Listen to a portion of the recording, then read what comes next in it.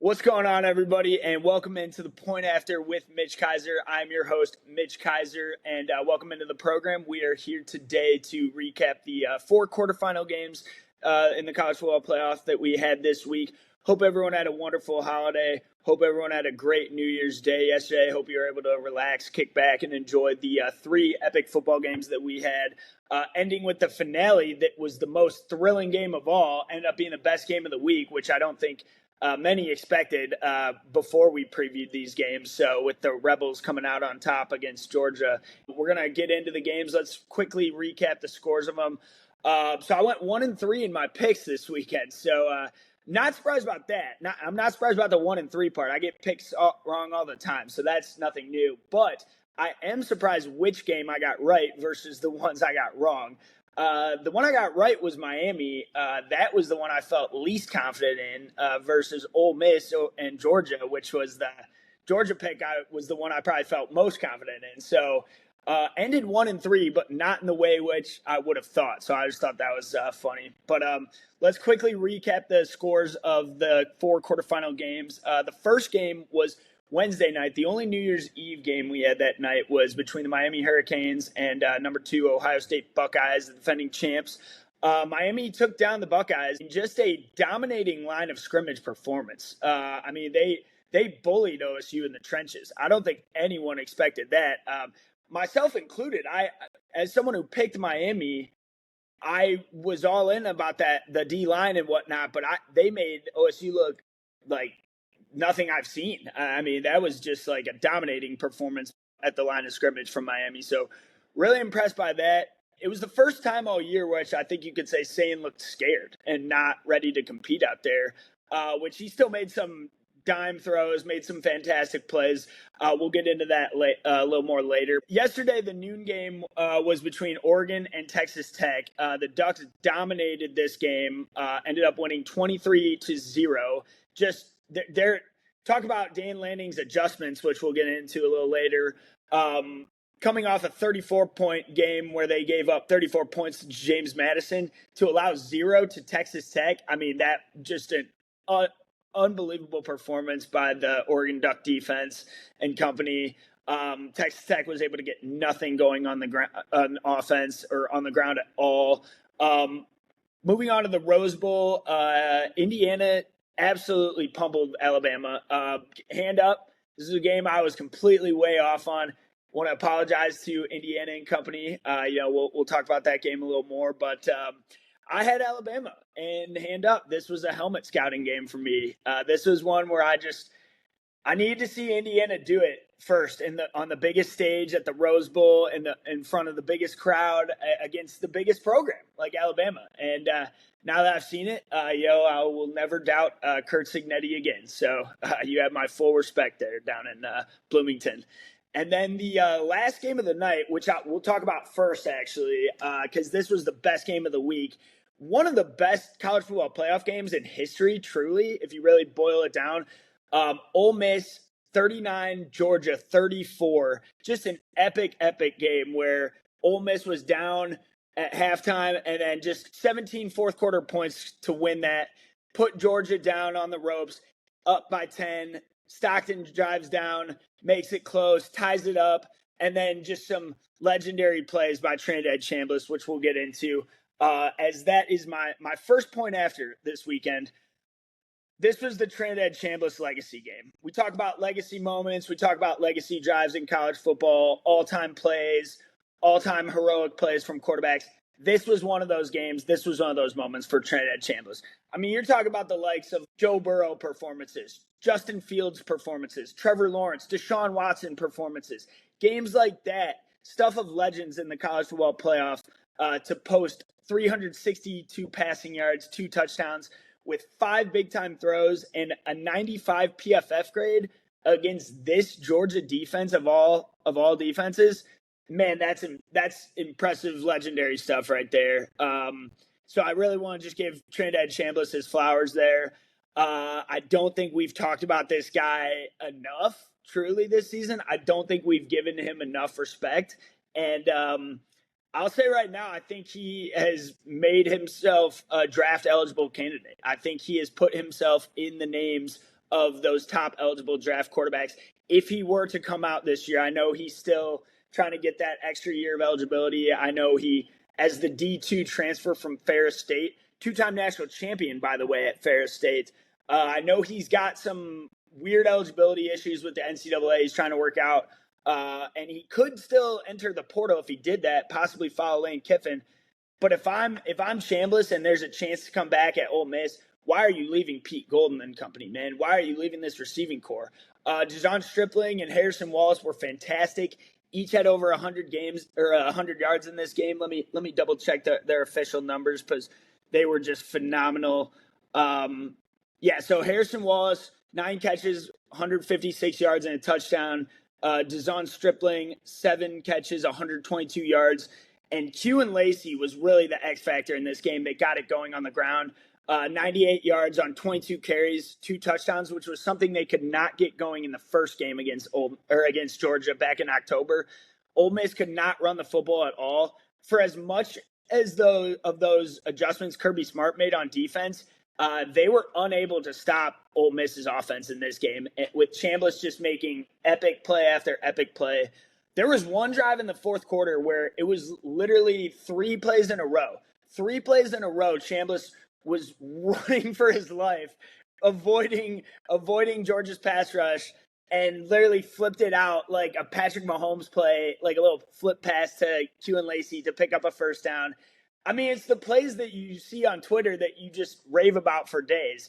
And he made 3 of them on one drive and then led another game-winning drive later on with the final 3rd and 5 play. I forget which receiver got behind the defense to essentially seal the game, get him into field goal range, what a clutch performance by Ole Miss's kicker to Lucas Cornero. Western Kentucky transfer, by the way, 3 for 3 in this game, nailing multiple 50-yarders. Elite leg on Lucas Cornero. Really want to give him a lot of credit. Trinidad Chambliss, epic performance. This is truly one of the all-time quarterback performances in the college football playoff history that we have. We've had this for about 10 years now. He is right on par up there with the Joe Burrow performances, the Justin Fields, the Deshaun Watsons of the world. Those types of games against this defense on this stage, when everyone's doubting you, not many people, myself included, picked Ole Miss to win this game. And to do that and just shred the Georgia secondary, that's just elite level stuff.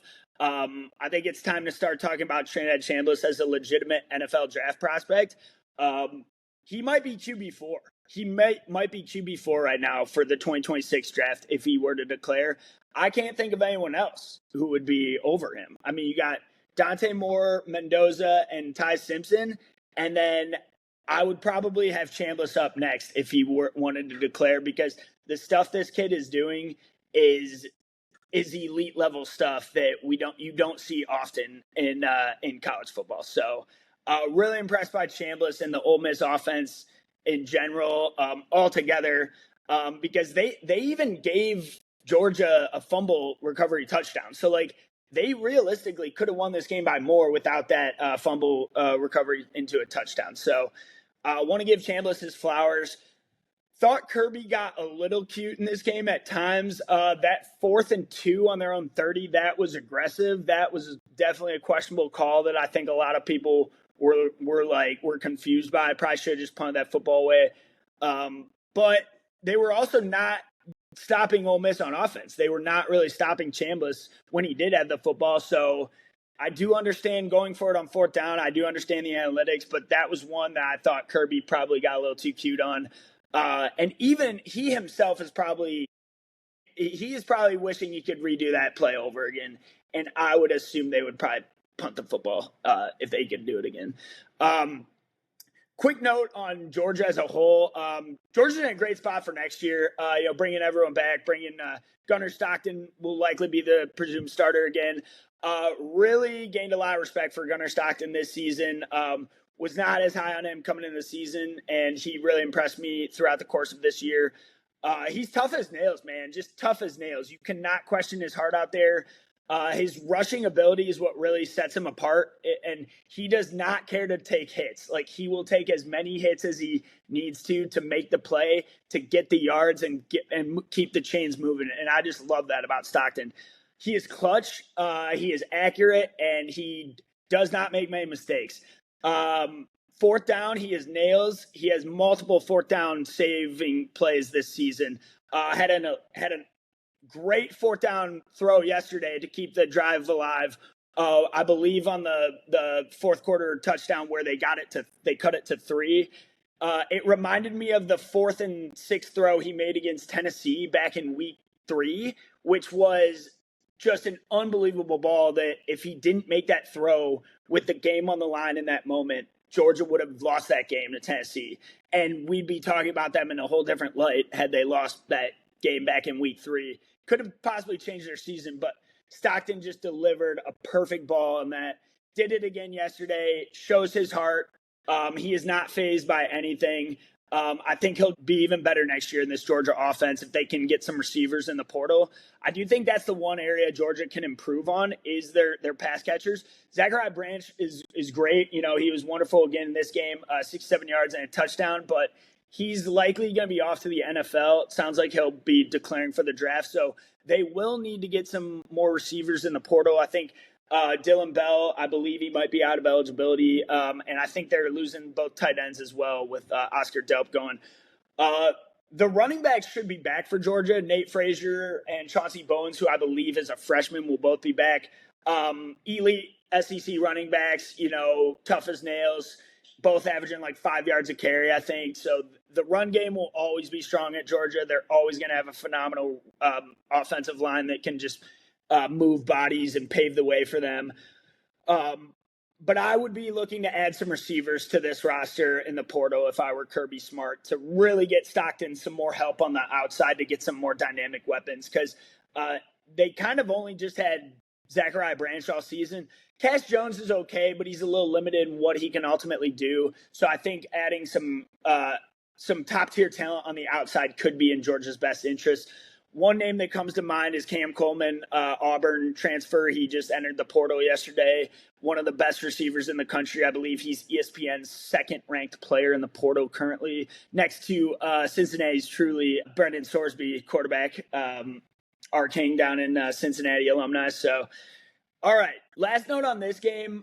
This game reminded me a lot of the Ohio State-Georgia 2022 game. That ended right at midnight with the missed kick. I don't know if people remember that game, but this game felt a lot like that, where the opponent, in this case, Ole Miss would be Ohio State, was leading for a lot more of the game than you would have expected, but they never really put Georgia away. Georgia had 2 fourth-quarter drives to get back in the tying game, but unlike that game that ended with a missed field goal, Ole Miss made this field goal to win it. So I got a lot of memories back to that game, the 2022 Georgia-Ohio State game that was just the epic C.J. Stroud game. This game felt like that. So phenomenal game, best game of the playoffs so far, maybe the best game of the whole college football season if you really boil it down. So really proud of Ole Miss, really impressed by them. I did not think they were going to win this football game, so gained a lot of respect for Pete Golding and what he was able to do. He truly outcoached Kirby Smart in this game. Kirby Smart got outcoached, and I don't know how many times he can say that because I think he's the best coach in college football, and until someone knocks him off, he'll still have that title, in my opinion. So we'll see. Moving on to the next game, and we'll get into the potentially the second best coach in college football now. My next point after is Kurt Cignetti and Indiana deserve all the respect coming to them because hand up, I completely doubted you guys. I want to apologize to IU and their fan base for picking Alabama. I could not have been more wrong. 38-3. This game was one-sided the entire way. Alabama was never really in it. And then Ty Simpson had cracked rib injury in the second quarter, tried coming back in the second half, could not get it done. Austin Mack came in, showed a little promise on their first drive. He actually led Bama's only field goal drive of the game, but Yeah, I want to give Kurt Signetti his flowers, which I know he won't want those until he wins the national championship. If they do that in the next month or so, they took it to him, man. They took it to the Crimson Tide. They flipped college football on its head, and they showed that they are the top program right now. And Fernando Mendoza is playing like the Heisman. He does not miss, and he did not miss many throws, if any throws in this game. You're having a good game as a quarterback when you have more touchdown passes than incompletions. And that's what Mendoza had in this game with 3 touchdown passes to only 2 incompletions. 14 of 16, 192, so averaging 12 yards per pass. Did not need to do much. I don't even think Fernando played the final quarter. I think that was his brother in Alberto as the backup quarterback for Indiana. Alberto didn't attempt to pass, but I know he was in for a few run plays at the end. Mendoza was great with his legs again, man. I mean, I mentioned that on last week's episode about how an underrated skill of his is his ability to pick up first downs with his legs and ultimately extend the play. We're not talking like, Lamar Jackson running ability, but his ability to get 4 or 5 yards to stretch the defense and really move the chains. Not all quarterbacks have that and can say that. So really impressed me about what Mendoza is able to do. Just they know how to beat you, man. Every time you think they're out, like they had multiple 3rd and longs, and just their receivers were able to get open. Elijah Surratt and Omar Cooper are 2 NFL receivers. That catch by so is Becker too. I mean, Charlie Becker is one as well. That touchdown catch by him in the second quarter was just remarkable. What a catch! And Alabama just could not get anything going. We talked about the ground game, about how they needed that to be a factor. It was not at all. They had even less rushing yards in this game than they did against Oklahoma, which I didn't even think was possible. They had 27 rushing yards against Oklahoma, and they had 23 rushing yards yesterday against Indiana. So not surprising, because Indiana's defensive line is as good as it gets and one of the best run defenses in the country. So even with an injury of Stephen Daly, their top defensive lineman, out. Michael Kamara actually had his 2nd sack of the season yesterday, which was a huge win for Indiana, because he was one of their best pass rushers a season ago, had over 10 sacks, I believe, in 2024, and he struggled to recreate that production in 2025. That was only his 2nd sack of the season, so I think that's big if they can really get him going, especially against Oregon next week, a team they've already beaten earlier in the season. But if they can get Michael Kamara going in their pass rush, that could ultimately win them the national championship. They'll likely be favored to do that already, but if their D line can become even more of a strength, then I really don't know how you beat this team. Max Chadwick said it on our preview episode of they don't have a weakness. He's exactly right. I'm not sure what this true weakness is on the Indiana roster, if they have one at all. So a team is going to have to find one if they do and try to exploit it. And if there's any coach that can do it, it's Dan Lanning, especially getting a team 2nd time around, because they played in October. Oregon lost that game 20-30 at home, but that's going to be a fantastic rematch. I know I can't wait for it. We'll obviously preview that game next week. IU just doubled their yard total, 407 to 193. Doubled their first downs, 22 first downs to 11. No turnovers for IU. That just dominated the possession battle as well. And Jam Miller, Alabama's running back, did not even play in this game. Didn't receive a single carry. We talked about him in the preview about how they were going to need one of their running backs to get going. Daniel Hill only got like 5 carries for like 16 yards. So they were not even trying to run the football. And after going down at halftime 17-0, they just completely abandoned it. And all they could try to do was get something going in the passing game. And for as good as the Alabama receiving corps is, guys like Jeremy Bernard, Ryan Williams had a little bit of a bounce back game in this one. They tried to get him going early with, I believe, the first play of the game. They threw the ball to him to try to give him some yards in space. 6 catches, 53 yards, which, again, that's not crazy good production from him. You'd like to see a little more out of your young star there, but I think Ryan Williams, there's a lot to work on for him in the offseason coming back. I believe he announced he's coming back already, so that could develop even more with that. And they got Brooks coming back, the true freshman. So expect more out of that Alabama receiving core in the future. I think it was ultimately the run game that kind of held their offense back this year. And was ultimately the difference maker. They were no match for Indiana's corners. D'Angelo Pons is one of the best cornerbacks in the country, and he just had a field day yet again. So for this Hoosier defense, so all credit to Indiana. Again, 38-3, just domination from the Hoosiers on Alabama. They are now moving on to play the Oregon Ducks in a game that we will. Let's talk about that game now. So my main point after for the next game of Oregon Texas Tech, in a game in which Oregon completely shut out the Texas Tech Red Raiders 23-0.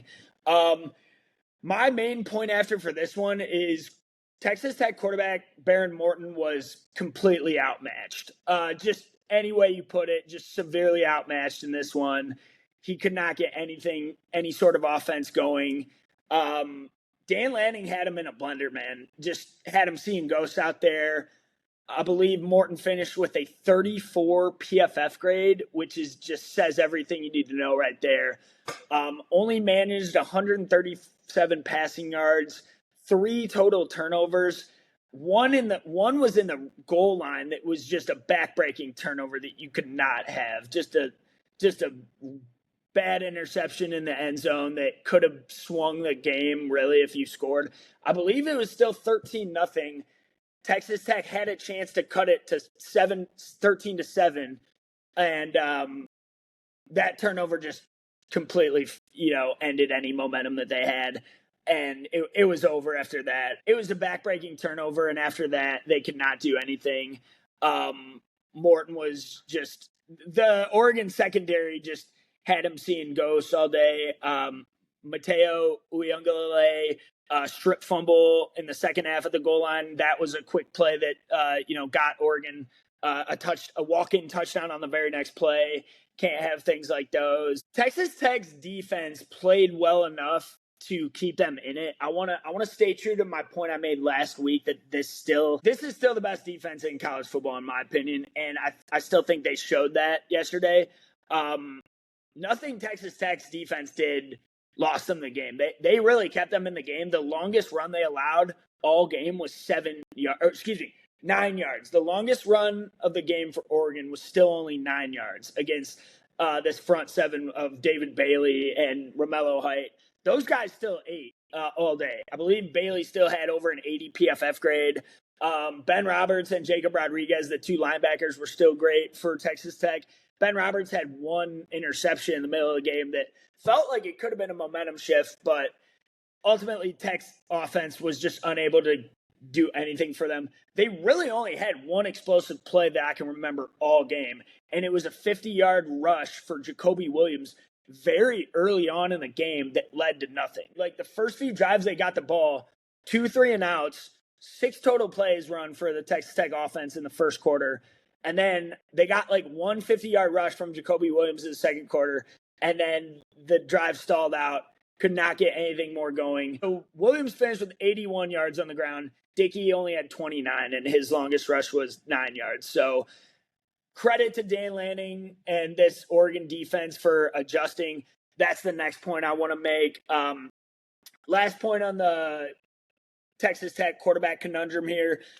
That was always going to be the question mark coming into this game. I don't know if you remember the preview episode last week. So I talked about I had picked Texas Tech to win it in my bracket to win the championship. So that can't happen anymore. Way off on that. So, but my only reasoning, my only question mark for their weakness was the quarterback Baron Morton. That was always going to be the question coming into this game, was if he could match Dante Moore, if he could keep up offensively with Dante Moore and company.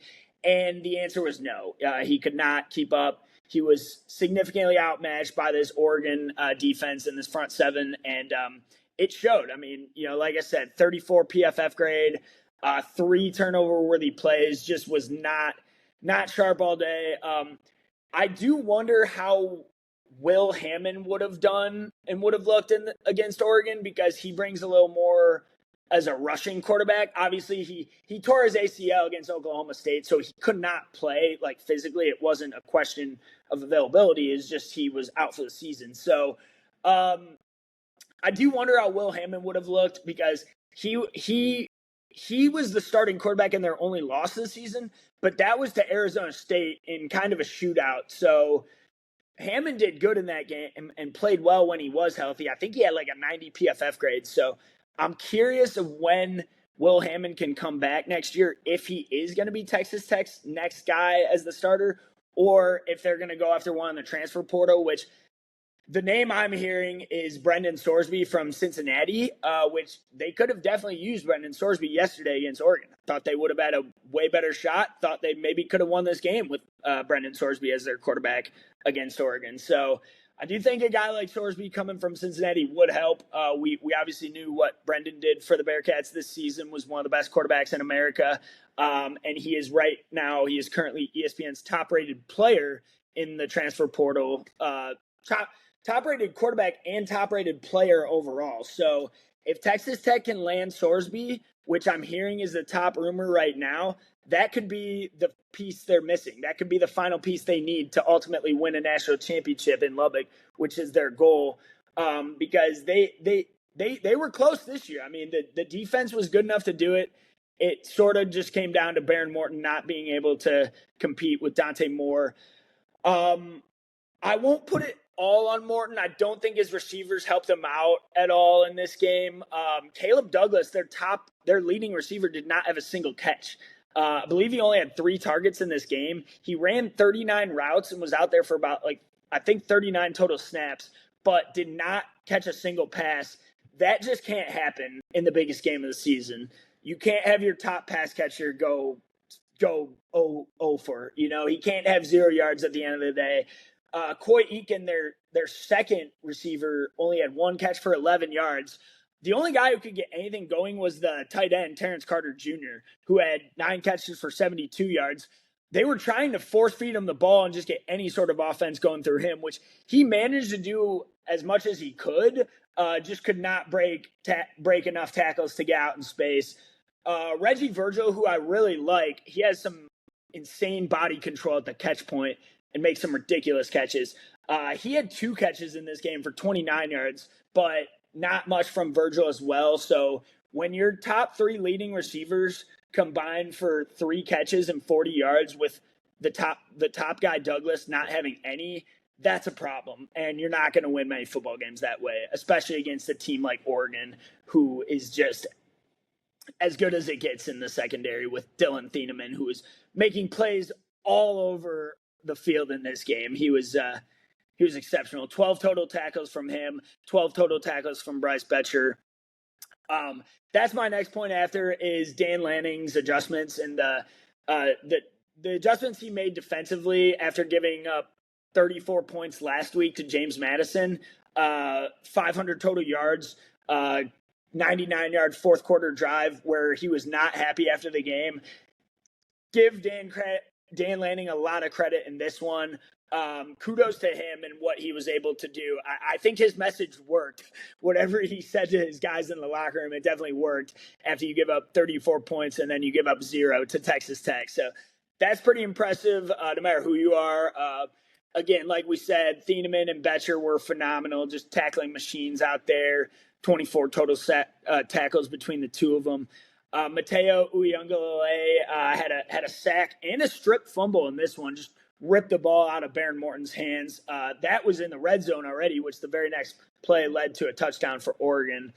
So yeah, credit Dan Lanning and the adjustments he made defensively. Going to have to keep that up against Indiana. So, which was the only game they've lost this season. We'll obviously do our preview next week for that game and make a pick. But they gave up 30 points to Indiana in the first game. So going to have to figure that out and find some mismatches this time around on how to avoid that. I do think Dante Moore will be more ready for this IU defense this time around. That was the only game that really gave him true fits.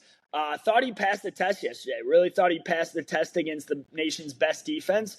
in Texas Tech, so I give him a lot of credit there. Was dialed in early. Moore was dialed in early. They like the first quarter. I forget how many total plays they ran compared to Texas Tech, but it was like Tech had only ran 6 total plays in the first quarter, and Oregon had been on the field for like 12 total minutes. So it was just he had like 200 yards in like midway through the second quarter, and I was like, oh my God, he is shredding this Texas Tech defense. Then they kind of dialed it back. Weren't as aggressive late in the game. Obviously, didn't throw the ball as much the second half. Still thought Moore was fantastic. 61.1 PFF grade, 71 passing grade against this team. 234 total yards, no touchdowns to 1 interception, but I don't think his box score tells the true story. Dante Moore was deadly lethal in this game, deadly accurate. Believe he only missed like 6 of his throws. Over 70% completion percentage. We know about his accuracy. We know about his calmness. And to do this on the biggest stage in the Orange Bowl, I mean, man, just phenomenal game out of Moore. He continues to impress me, continues to rise up my draft board, and it's why he's QB1 for this 2026 draft. I think he has passed every test with flying colors, and we'll see if he can do it versus IU. That's the only test he has not passed yet this season. So we'll see how he does next week. Can't wait to preview that game and see how he will perform against the elite IU defense. All right. Final game of the week. Last game we'll talk about, the lone New Year's Eve game, which to a lot of people, this might have been the most shocking result. To me, this was the only pick I got right. So the only game I got right was Miami winning against Ohio State 24-14 in a very interesting game, which I think a lot of people were not expecting the final result of Miami winning by 10. And what was more shocking was not the score, but how Miami won and the way in which it went down. Like, it feels like a fair score for it now, but in hindsight, it's like my point after for this one is Miami's line of scrimmage can win them the national championship. I mean, plain and simple. The pass rush they bring, I said it last week that this D-line can win them any game. It can now win them. I will now say it can win them the national championship. They had 25 total pressures again, which they had 27 against A&M, 25 against this O-line, which one of the highest graded offensive lines in college football. Austin Cerebreld is going to be an NFL left tackle. He was just getting destroyed by Ruben Bain and Akeem Mesidor all game. Miami had 5 total sacks on Sand, which was tied the most they've had all season. Like I said early on, this was the first time Sand truly looked scared out there and just not prepared not ready to read this defense. And there was that one drive where he was in his end zone, the 2 plays he made, the one where he threw his tight end into harm's way, and then the second one, it was the 3rd and long, and he just, like, the pass rush was coming, almost got a safety, and he just threw it ball directly out of bounds over C.J. Donaldson's head. I have not seen Julian Sane look like that all season, so there a lot of work he needs to do to develop next season to come back and really develop under pressure. That's the next step for his development, is getting good under pressure and matching the production you have from a clean pocket, matching that when other teams do blitz and when protection does break down. So, can't say enough good things about the Miami pass rush and what they were able to do. But their secondary was huge too. Max talked about in the preview about how elite their secondary is. Keontae Scott coming back from injury, he's the guy who had the pick 6, which, going back to 2 weeks ago, what we talk about, pick 6s just completely shift games. The ability to win a football game after you give up a pick 6 is so difficult. It limits your chances to win that football game so much and just puts you in such a hard position to come back in a game. As soon as they flip that game, because you went from the game being tied 7-7 to a quick 14-0 after Keontae Scott's pick six, which what just the way he read it, that was on Smith. Smith missed his block. Jeremiah Smith missed his block. Totally just read Sayan's eyes and just read the route, picked it off all the way. You could see Smith and Innes both chasing Scott from behind. I don't blame Sayan as much as I do Smith on that one for missing his block, because if he blocks Scott, that probably doesn't happen, and then OSU probably scores and ties it up. So I thought Carson Beck did what he needed to do. Not going to say he was fantastic, but 74 PFF grade. Thought he made some really good plays with his legs to continue the drives. That 3rd and 11 where he just trucked the dude and rolled over in the first down and pointed for after the first down. I mean, that was a pretty badass play by him. So I continue to be impressed by Carson Beck's ability to not be shaken and not get rattled no matter the stage, no matter the moment, no matter the pressure. This guy is now 36-5 in his career as a starter. I continue to say that, but he just continues to win. Some of the 3rd down short throws he makes are just great. Those are throws that not every quarterback can make. And I know you might think those are the easy ones because it's just quick, short yardage, but those are the ones that the younger QBs, the inexperienced QBs don't always make compared to veteran guys like Beck and 5th-year starters who have been there, done that, seen a lot of football. And just the simple checkdowns is sometimes all you need. I don't know how many 3rd and short throws he made to get past the sticks and keep the chains moving. Oddly enough, we don't get Carson Beck versus Georgia anymore, but not in the way that people would have expected. I think everyone would have thought we would have got after Miami upset Ohio State. I think everyone would have penciled in Georgia versus Carson Beck and the game that would have been. But now with Ole Miss beating Georgia, we will not get that. So I wonder how Carson Beck feels about that. That would have been a fun little game within a game to watch. So, but yeah, with Georgia getting upset, we will no longer be seeing the Carson Beck versus Kirby Smart game, which a lot of college football fans may have wanted. So, thought that was interesting. But yeah, a lot of credit for Mario Cristobal. I thought he coached a phenomenal game in this one. But yeah, those two pass rushers give them the chance to win any game. Mark Fletcher is just phenomenal running back, just keeps you ahead of the chains. He was bulldozing dudes left and right on Ohio State. So I thought really impressed me. Cannot wait to preview Ole Miss Miami. I think that game's really a coin flip. I think that game could go either way. We'll preview that game next week. With a guest on. Last point I want to make here, my point after for this one is I saw some things on Twitter, and I always see some quotes from Paul Feinbaum and company, but this is to Ohio State fans, I would say. Ohio State's going to be fine. You guys are going to be fine. I promise you. You don't need to worry about the state of your program. You will be right back in the national championship picture next year. You're all good. I've seen a lot of people overreact. I don't think you got to overthink this game. I think this was just one game where you got beat by a team that was as good as you, and they outplayed you in the game. I don't think there needs to be some question about Ryan Day and his job. Ryan Day proved everything you needed to last year. It is hard to win a national championship back-to-back years. It's hard to defend your title. You instantly have a target on your back.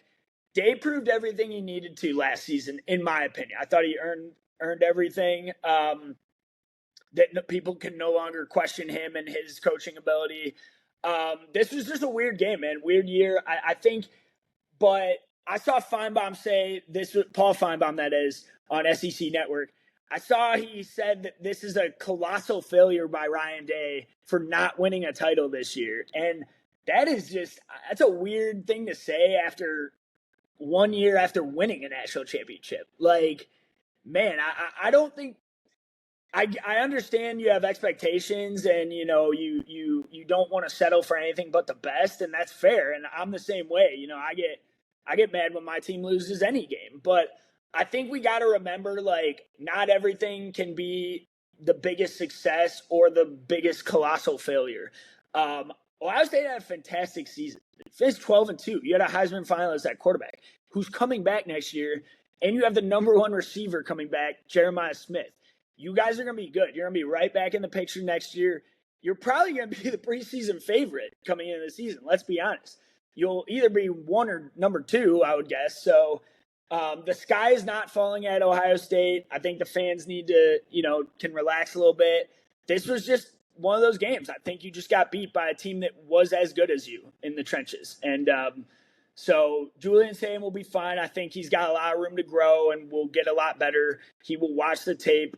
He's a hard worker, and he'll be right back. Ohio State will be fine. This season was not a colossal failure. I guarantee you'll be back in the playoffs next year, probably be a top 4 seed, and all will be right, and you'll get another chance to do it. So appreciate you guys listening to me today. That's all I got on my points after the quarterfinal games.